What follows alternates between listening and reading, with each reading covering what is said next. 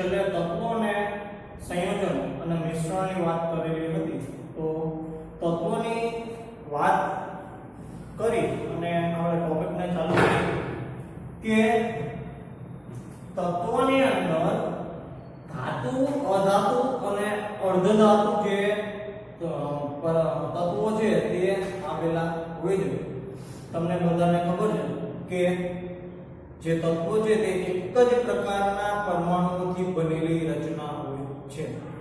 તેમ તમને જુદા જુદા ઉદાહરણ આપો તો સોડિયમ, કોપર, સિલ્વર આ બધા જે તત્વો છે કે જે ધાતુ પણ હોઈ શકે, અધાતુ પણ હોઈ શકે અને અર્ધધાતુ પણ હોઈ શકે. ધાતુના ઉદાહરણ આપો તો કોપર, સિલ્વર, એલ્યુમિનિયમ, આયરન.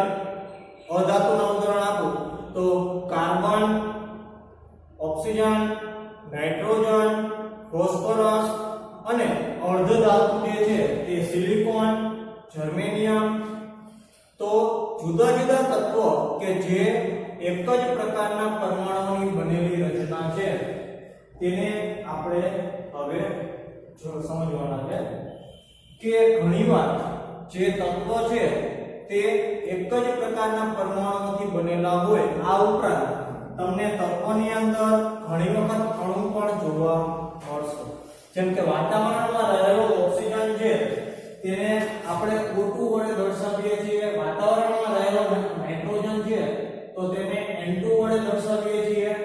તો O2 N2 તેને અણુ કહેવામાં આવે છે. ફેર કેટલો છે કે અહીંયા બે ઓક્સિજન પોતે સહસંયોજક પદ્ધતિથી જોડાય. ઓક્સિજનના બે પરમાણુ એકબીજા સાથે સહસંયોજક પદ્ધતિથી જોડાય અને O2 અણુની રચના કરે છે. એવી રીતે નાઇટ્રોજનની વાત કરવામાં આવે તો નાઇટ્રોજનની અંદર પણ નાઇટ્રોજનના બે પરમાણુ એકબીજા સાથે સહસંયોજક પદ્ધતિથી જોડાય અને અણુ બનાવે છે.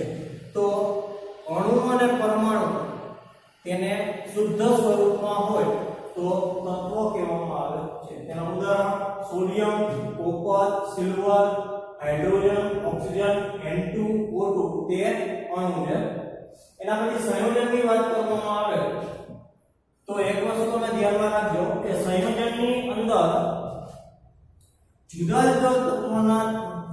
જુદા તત્વોના બે કે તેથી વધુ પરમાણુઓ એકબીજા સાથે રાસાયણિક પ્રક્રિયા કરી અને જોડાઈ ગયેલા હોય તો તેવા જુદા જુદા પરમાણુઓથી બનેલી રચનાને સંયોજન કહેવામાં આવે છે. બરાબર. ઉદાહરણ પાણી, એમોનિયા, કાર્બન ડાયોક્સાઇડ અને ખાંડ. સૌપ્રથમ હું તમને પાણીની વાત કરું તો પાણીનું અણુસૂત્ર છે H2O. બરાબર. પાણીનું અણુસૂત્ર શું છે? H2O. હવે પાણીના અણુસૂત્રમાં કેટલા પરમાણુઓ રહેલા હોય છે તો બે હાઇડ્રોજનના પરમાણુ અને એક ઓક્સિજનનો પરમાણુ. ટોટલ 3 પરમાણુ એકબીજા સાથે જોડાય અને પાણી બનાવે છે. ખ્યાલ આવ્યો બધાને? એટલે આવી રીતે કે જે જુદા જુદા તત્વોના પરમાણુઓ એકબીજા સાથે રાસાયણિક પદ્ધતિથી જોડાઈને જે સંયોજનો બનાવે છે તેને અણુ પણ કહી શકાય. આ પ્રકારની રચનાને સંયોજનો પણ કહી શકાય છે. બરોબર. H2O વિશે એક મહત્વની વાત તમને કરું તો જે H2O છે તેની અંદર હાઇડ્રોજન તમે બધાએ ધોરણ 10 માં બ્રહ્માંડ પાઠ ભણી ગયા છો. તો બ્રહ્માંડ પાઠની અંદર જે સૂર્યની અંદર હાઇડ્રોજનનો જથ્થો રહેલો છે. હવે હાઇડ્રોજન છે તે 4 હાઇડ્રોજનનું તાપ ન્યુક્લિયર સંલયન પ્રક્રિયા થઈ અને હિલિયમમાં રૂપાંતર થાય ત્યારે ગરમી અને પ્રકાશ આ બે વસ્તુ ઉર્જા ઉત્પન્ન થાય છે. હવે તમે વિચાર કરો કે સૂર્યમાં કેટલી ગરમી રહેલી છે અને સૂર્ય છે એ પ્રકાશ પણ આપે છે. તો એ બધું જવાબદાર કોના લીધે છે તો સૂર્યની અંદર રહેલા હાઇડ્રોજનના જથ્થાને લીધે. બરોબર. એવી રીતે ઓક્સિજન છે કોઈ પણ જગ્યાએ આગ લાગેલી હોય તો ઓક્સિજન મળશે તો આગનો ફેલાવો થશે. તો બેયના તમે ગુણધર્મ જુઓ કે હાઇડ્રોજન અને ઓક્સિજન જ્યારે અલગ અલગ હોય ત્યારે એક પાસે ઊર્જા વધારે છે અને બીજું તે આગમાં વધારો કરવાનું કાર્ય કરે છે. પરંતુ બે હાઇડ્રોજન અને એક ઓક્સિજન એકબીજા સાથે રાસાયણિક બંધથી જોડાઈ જશે તો બને પાણી, અને આ પાણી છે તે આગને ઓલવવાનું કામ કરે છે. સમજણ? એટલે બંધ સાથે જોડાઈ ગયા પછી તે પોતાના જે ગુણધર્મ છે એમાં ફેરફાર કરી નાખે. બરોબર? એટલે આવી રીતે એકબીજા સાથે જોડાયેલા જે અણુઓ છે તે પણ તમારે સમજવા છે. હવે H2O ના અણુ એકબીજા સાથે જોડાય કેવી રીતે તો એ તમને સમજાવું કે ઓક્સિજન હોય, ઓક્સિજનની બાહ્યતમ કક્ષામાં કેટલા ઇલેક્ટ્રોન આવેલા? ઓક્સિજનનો સૌથી પહેલા નંબર 8 છે. હવે પહેલી કક્ષામાં 2 ઇલેક્ટ્રોન હોય અને બીજી કક્ષામાં 6 ઇલેક્ટ્રોન હોય. 1 2 3 4 5 અને 6. હવે તમને દરેકને ખ્યાલ છે કે અષ્ટક પૂર્ણાંક કરવું હોય તો ઓક્સિજનને 2 ઇલેક્ટ્રોનની જરૂર છે અને 2 ઇલેક્ટ્રોન કોના દ્વારા આપવામાં આવે છે? તો 2 હાઇડ્રોજન. હાઇડ્રોજનનો નંબર 1. હાઇડ્રોજન પાસે 1 ઇલેક્ટ્રોન રહેલો તો 2 હાઇડ્રોજન હોય તો તેની પાસે કેટલા ઇલેક્ટ્રોન હોય? તો 2. તો 2 હાઇડ્રોજન દ્વારા ઓક્સિજનને 1 ઇલેક્ટ્રોનનું દાન કરવામાં આવે છે અને આવી રીતે ઇલેક્ટ્રોનની ભાગીદારી થઈ અને સહસંયોજક બંધનની રચના કરે છે. બરાબર? હવે 2 હાઇડ્રોજનના ઇલેક્ટ્રોન ઓક્સિજન દ્વારા સ્વીકારી અને પોતાનું અષ્ટક પૂર્ણ થઈ ગયો. 2 4 6 અને 8 અષ્ટક પૂર્ણ થઈ જાય, હાઇડ્રોજન ઓક્સિજન સાથે જોડાઈ જાય અને શું બનાવે? તો H2O. તો આવી રીતે જે રાસાયણિક પ્રક્રિયા થાય છે એના લીધે H2O બને અને પોતાના ગુણધર્મોમાં ફેરફાર કરે છે. કાર્બન ડાયોક્સાઇડ નું પણ આવું છે. કાર્બન ડાયોક્સાઇડ નો નંબર 6 છે.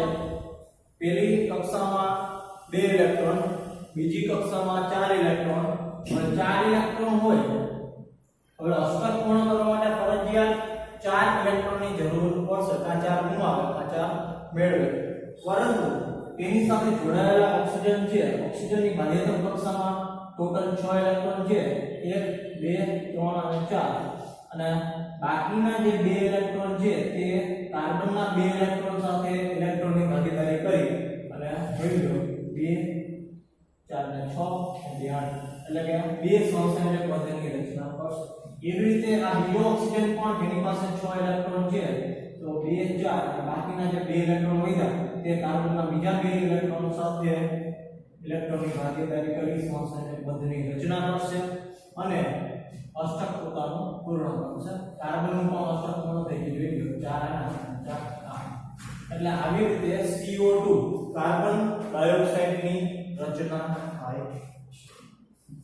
ચાલે એટલે સંયોજક રાસાયણિક પ્રક્રિયાને અંતે જુદા જુદા પરમાણુ એકબીજા સાથે જોડાઈ અને બનતી રચના છે. એના પછી નો ટોપિક આવે છે દ્રવ્યના ગુણધર્મો અને દ્રવ્યના ગુણધર્મો. તો એક વસ્તુનો વિચાર કરો કે અત્યાર સુધી આપણે ટોટલ છે કે 5 દ્રવ્યની અવસ્થા જોઈ લીધી. ઘન, પ્રવાહી, વાયુ, પ્લાઝ્મા અને બોઝ-આઇન્સ્ટાઇન સંઘટક. બરાબર? હવે કોઈ પણ દ્રવ્ય હોય તો એને 2 પ્રકારના ગુણધર્મો હોવાના. સૌપ્રથમ ભૌતિક ગુણધર્મો અને બીજો જે ગુણધર્મ છે તે રાસાયણિક ગુણધર્મો. ભૌતિક ગુણધર્મ કેવી રીતે ખબર પડે? તો ભૌતિક ગુણધર્મ કે જે પદાર્થનું સંઘટન બદલ્યા વગર અથવા તેની ઓળખ બદલ્યા વગર તેને અવલોકી શકાય, તેને જોઈ શકાય. જેમ કે આ ચોકનું ઉદાહરણ આપવા, ચોક છે. ચોક નું જે આકાર છે એ લંબ નળાકાર છે. બરાબર? હું તેને જોઈ શકું છું. હવે ચોકને હું હાથમાં રાખીશ તો એનું મને હાથમાં એક જાતનું દળ ગ્રામમાં લાગશે, વજન લાગશે. તો આ બધા જે ગુણધર્મ અવલોકી શકાય, જોઈ શકાય તો તેને કહેવાય ભૌતિક ગુણધર્મ. ભૌતિક ગુણધર્મોમાં કયા કયા ગુણધર્મનો સમાવેશ થાય છે તે આપણે જોવાનું છે. તો રંગ, કોઈ પણ પદાર્થનો રંગ છે તે ભૌતિક ગુણધર્મોમાં આવે છે. ત્યારબાદ વાસ, ગલન બિંદુ, ઉત્કલન બિંદુ અને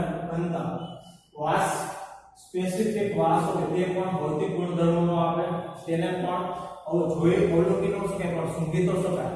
આ ઉપરાંત ગલનબિંદુ કે જે તાપમાને ઘનનું પ્રવાહીમાં રૂપાંતર થાય તો તે નિશ્ચિત તાપમાન એક ભૌતિક ગુણધર્મ છે. ત્યારબાદ ઉત્કલન બિંદુ કે જે તાપમાને પ્રવાહીનું વાયુમાં રૂપાંતર થાય તે તાપમાન ભૌતિક ગુણધર્મ છે. અને ઘનતાનું સૂત્ર બધાને ખબર છે, ઘનતા બરાબર દળના છેદમાં કદ. દળ કોઈ પણ દ્રવ્ય જેમ કે ચોકનું ઉદાહરણ આપ્યું, ચોકને તમે વજનીય ઉપર મૂકશો તો ગ્રામમાં તમને કંઈક નંબર આવશે, બરાબર, તો એને દળ કહેવાય. ત્યારબાદ રાસાયણિક ગુણધર્મો આવે છે. તો રાસાયણિક ગુણધર્મોની અંદર સૌપ્રથમ તો તમને જેમ કે હું પાણી કીધું તો પાણીનું અણુસૂત્ર શું? તો H2O. કેવી રીતે બન્યું? તો બે હાઇડ્રોજન અને એક ઓક્સિજન ભેગા થઈ રાસાયણિક પ્રક્રિયા થાય અને પાણી બને. તો એનું જે અણુસૂત્ર છે કે જે કયા પ્રકારના પરમાણુથી બનેલું છે તો તે થઈ જાય સૌપ્રથમ રાસાયણિક ગુણધર્મ. નંબર 2 તે એસિડિક છે કે બેઝિક. ધોરણ 10 માં તમે એસિડિક અને બેઝિક ભણી ગયા કે જેમાં આરેનિયસ લોરી બ્રોન્સ્ટેડનો સિદ્ધાંત એસિડ બેઝની વ્યાખ્યા આવતી હતી, તમને બધાને ખ્યાલ છે.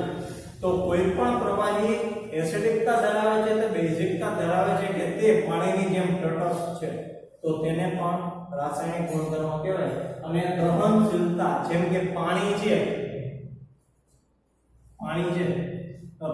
પાણીમાં તમે સળગતી દીવાસળી નાખો તો શું થાય? દીવાસળી ઓલવાઈ જાય.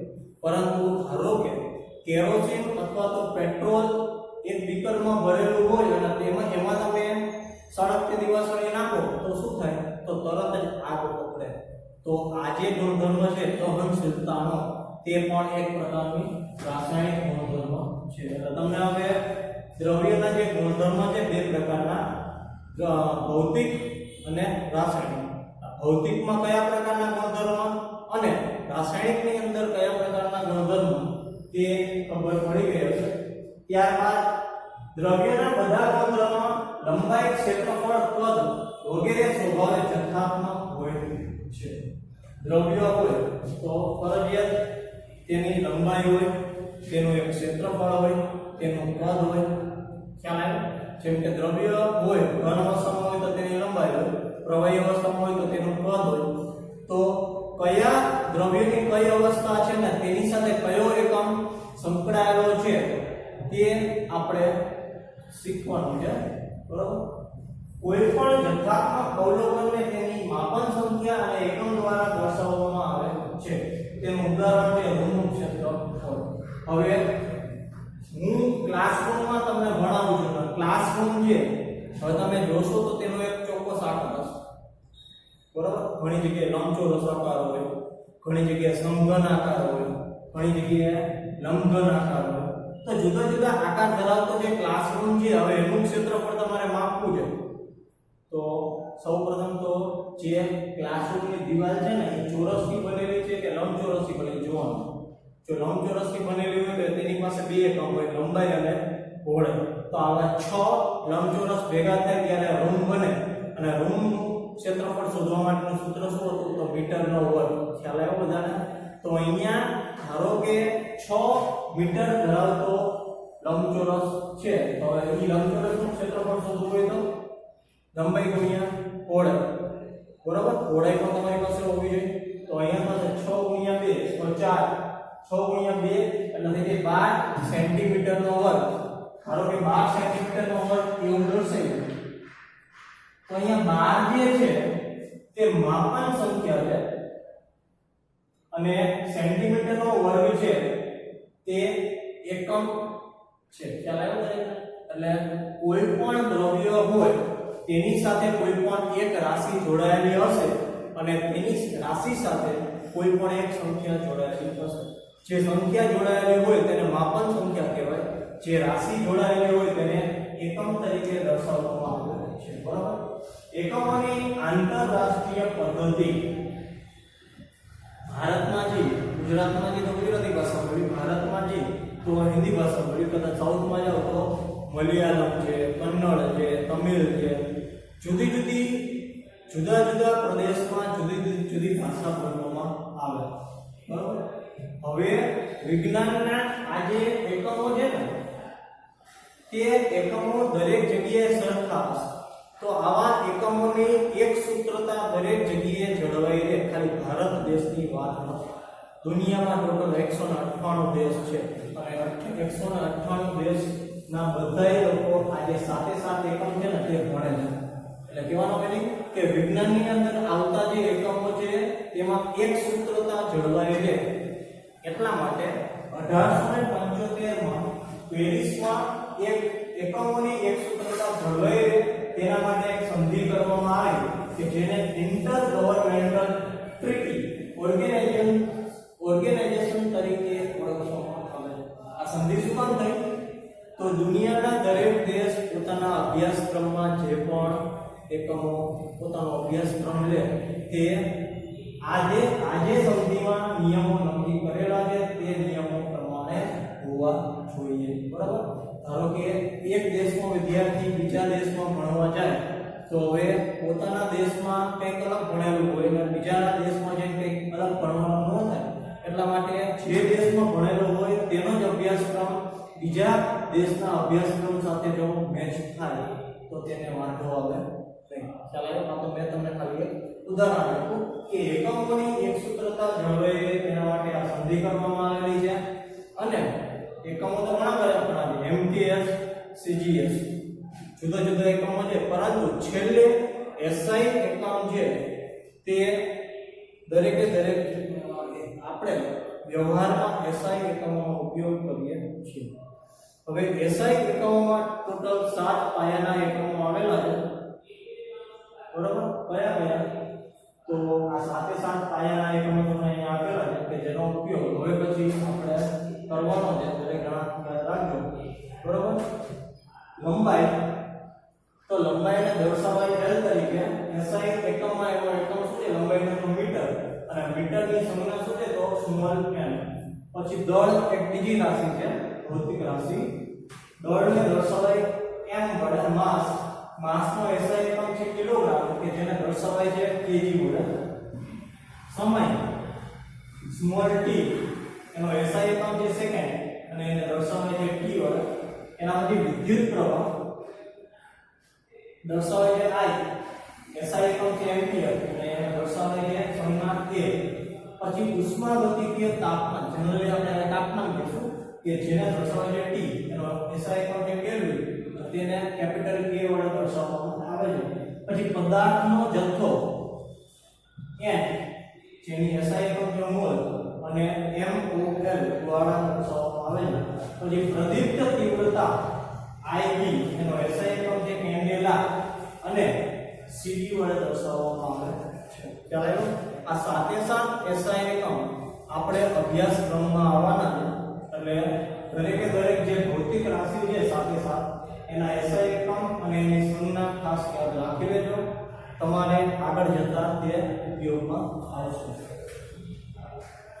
એના પછી પેજ નંબર 6 ઉપર તમને SI પદ્ધતિમાં વપરાતા પૂર્વકો કે જે યોક્ટોની કિંમત થાય 10 ના ઘાતમાં -24 પછી ઝેપ્ટો એની કિંમત થાય 10 ના ઘાતમાં -21 પછી આવે છે એક્ટો 10 ના ઘાતમાં -18 ફેમ્ટો 10 ના ઘાતમાં -15 પછી પીકો 10 ના ઘાતમાં -12 નેનો 10 ના ઘાતમાં -9 સેન્ટી 10 ના ઘાતમાં -2 ડેસી 10 ના ઘાતમાં -1 ડેકા 10 ના ઘાતમાં 1 હેક્ટો 10 ના ઘાતમાં 2 કિલો 10 ના ઘાતમાં 3 મેગા 10 ના ઘાતમાં 6 ગીગા 10 ના ઘાતમાં 9 ટેરા 10 ના ઘાતમાં 12 પેટા 10 ના ઘાતમાં 15 એક્ઝા 10 ના ઘાતમાં 18 પછી ઝેટા 10 ના ઘાતમાં 21 અને મોટો યોટા 10 ના ઘાતમાં 24 એટલે કહેવાનો મિનિંગ કે આ જે પૂર્વકો છે તે પણ આ બધા ભૌતિક રાશિના જે સંખ્યાને અનુલક્ષીને તમારે દર્શાવવાના છે એક ઉદાહરણ આપું ધોરણ 10 કે 9 માં તમે 1 એંગસ્ટ્રોમ બરાબર 10 ની -10 ઘાત મીટર એવું કંઈક ગણી જરા પછી ધોરણ 10 માં નેનોમીટર નો પાઠ આવતો હતો એમાં 1 નેનોમીટર બરાબર 10 ની -9 ઘાત મીટર એવા કંઈક યુનિટ આવતા તો બસ એ જ યુનિટ આ પેજ નંબર 6 ઉપર તમને આપેલા છે કે જેનો અભ્યાસ પણ તમારે કરવો પડશે અને યાદ રાખવા પડશે. આ સાથે સાથે જે ભૌતિક રાશિ છે તેના SI એકમ અને તેની સંજ્ઞા પણ તમારે યાદ રાખવી પડશે. ખ્યાલ આવ્યો દરેકને? ઓકે.